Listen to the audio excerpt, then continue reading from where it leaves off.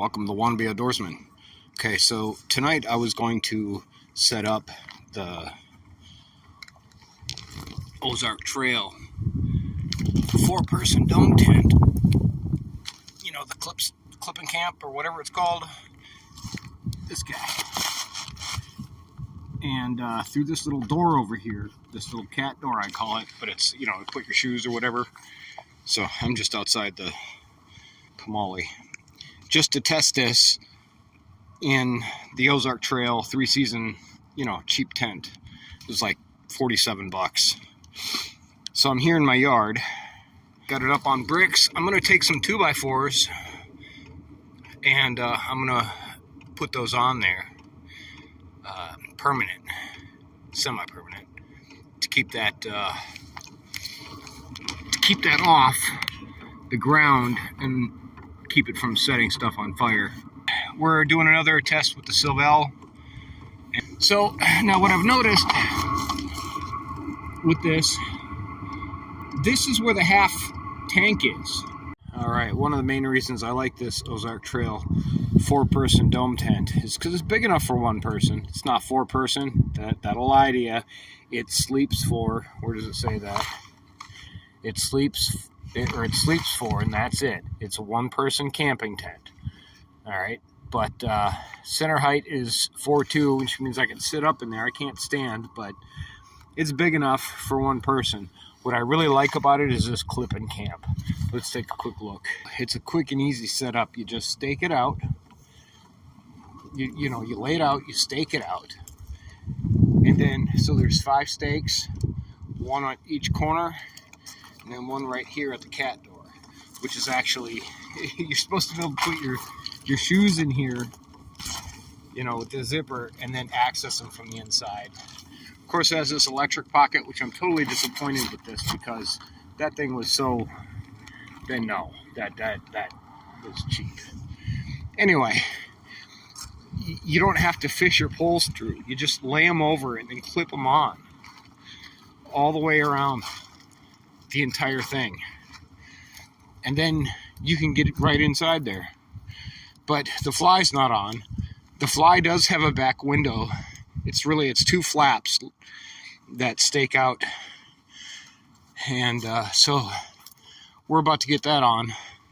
And then what we're going to do, excuse me guys, is I'm going to take this and I'm going to fish it right through there. Okay, see how that works? So there's this compartment right in here. And then look, there's another zipper. Goes right inside the tent, so you can put your shoes here, and then you can access them when you want to get out. I just use it as a cat door. But what we're going to do is we're going to fish this right through there. Okay, and how I've got that set up. All right, so we're looking at about 7 inches inside here and away from the outside wall. All right, so this is my cozy little camp. Diesel heater, battery set up just right outside the door from the house. Tall enough to stand up in, but this 4-person tent is pretty good. All right, let me give you a quick tour inside. This is a basic setup. I just tested the heat out tonight. So got my cot set up with the pad and the sleeping bag. I probably won't even need that. As we enter inside, all I have is my spotlight. And down here, this is where you find the cat door. And that's what I affectionately call it. I'm not using that as a foot locker. And I've got that angled. This is actually angled so where the direction of the heat is coming down.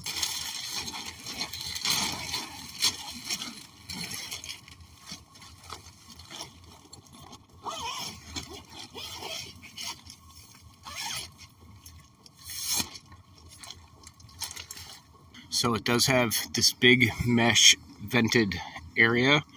I can feel a cool draft coming right here. 38, that's not absolutely cold.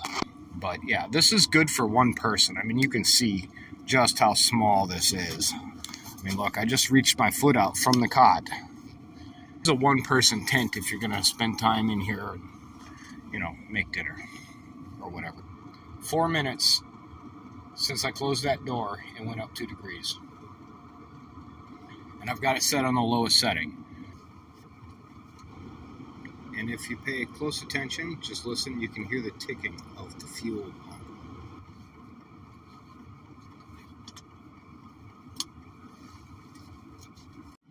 Notice the hourly forecast, freezing temp.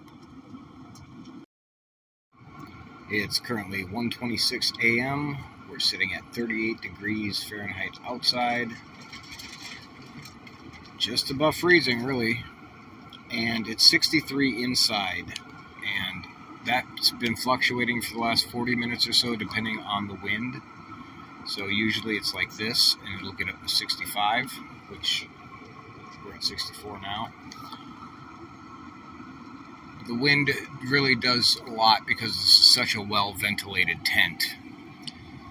Now, one change that I did make, I did set the outside, on the control panel, I set it to setting number 2.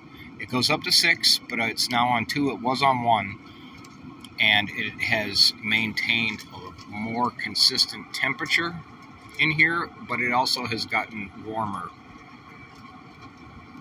But it's still hovering around 60 to 65.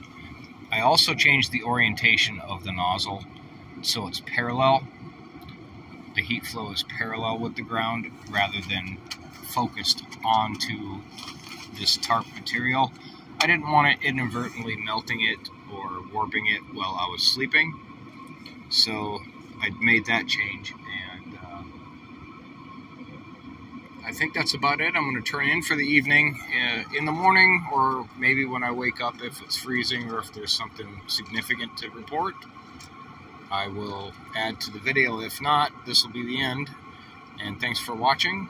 And don't forget to like, because that's the best way to show support. And if you'd subscribe, that would be even better.